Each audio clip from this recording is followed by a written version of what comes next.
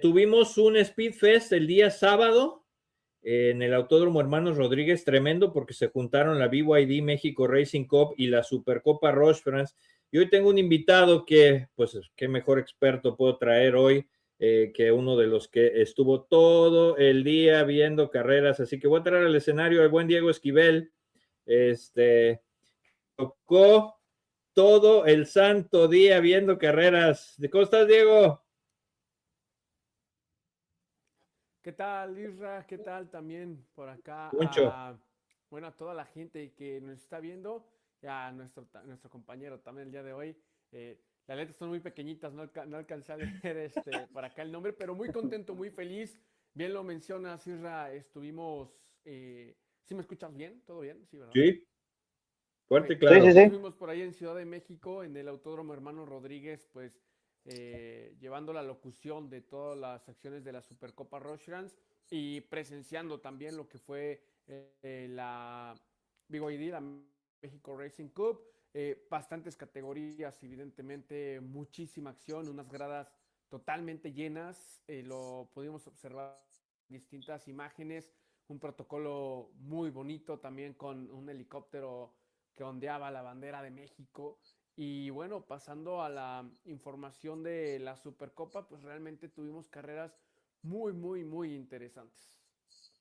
Oye, yo sé que a ustedes no les tocó narrar la BYD Racing Cup, pero tenemos un piloto regio que arrasó ahí con un Marcherati, el buen Paco Gómez, con el marchecito blanco y verde. No sé si lo viste, yo le hice un jepetazo, como dicen los chavos. Le pedí a la inteligencia artificial que me modificara el frente del March de Paco Gómez con el frente de un Maserati Gran Turismo. Le quedó espectacular a la inteligencia artificial, se lo posteé, porque tremendo Paco Gómez en la BYD, le mandamos un saludo, gran par de carreras de Paco Gómez dominando esa categoría de los Super Turismo Light, que son, híjole, son súper durísimos, reñidos, salvajes, los chilangos, Poncho Chilango, así que abusado. Estuvo buenísima. Y luego tuvimos la Supercopa Roche France, donde narraste Fórmula 5, narraste los Gran Turismo México y narraste también los tracto camiones. Me encantó ese cierre de narración que te aventaste, Diego.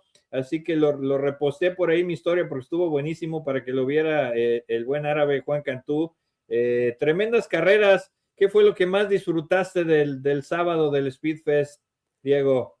Mira, pues la verdad es que sí, pues ahí estábamos con el árabe, con ese final. Yo creo que hubo dos momentos en específico que disfrutamos bastante.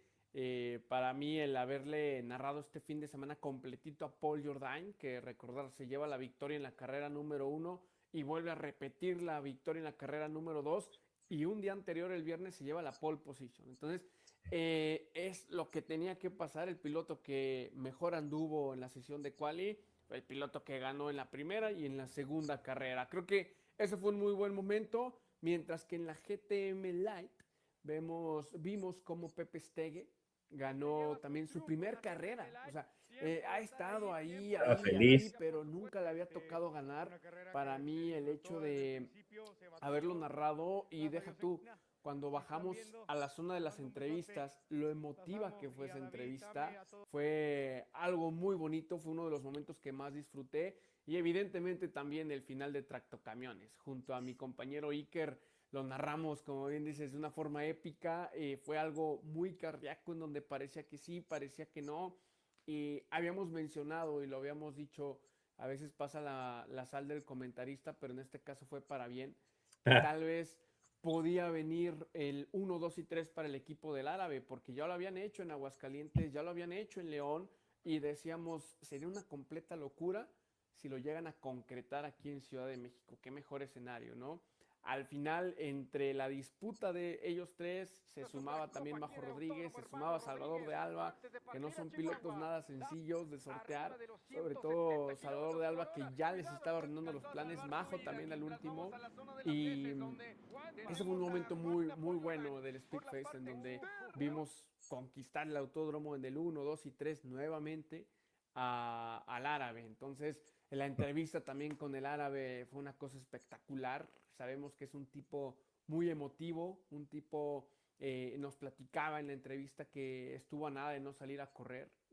Y inició desde la parte de atrás por lo mismo. Sí, por Y un que contacto, ¿no? Saliendo de del complejo Moisés Solana, parece que tuvo un contacto por ahí, se fue y recuperó.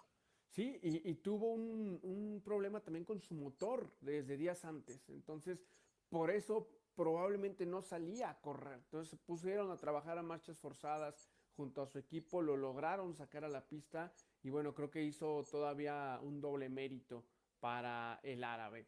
En cuestión de Fórmula 5, bueno, pues Javier Girón se lleva la victoria en una carrera muy pausada realmente, por varios accidentes, algunos choques, banderas amarillas que fueron retrasando las cosas, pero también se vivieron muchas emociones. Yo creo que me quedo con ese momento de la entrevista con Pepe Stege, porque fue un momento muy emotivo por su primer victoria y sobre todo también con ese último final de la GTM, la segunda carrera donde Salvador de Alba por poco le ganaba en la curva peraltada. Imagínense Por esto, fuera. sabemos que es muy difícil ir por fuera, sobre todo en una curva peraltada. Y Salvador de Alba estuvo a nada de robarse la primera posición, Claro. intentando un rebase por fuera en la última curva. Entonces, Esa esos estuvo fueron sumamente, muy buenos. sumamente intensa. Esa, si le salía, no, hombre, apagaba todo y me iba, decía, Claro, con permiso, claro, bye. claro, claro.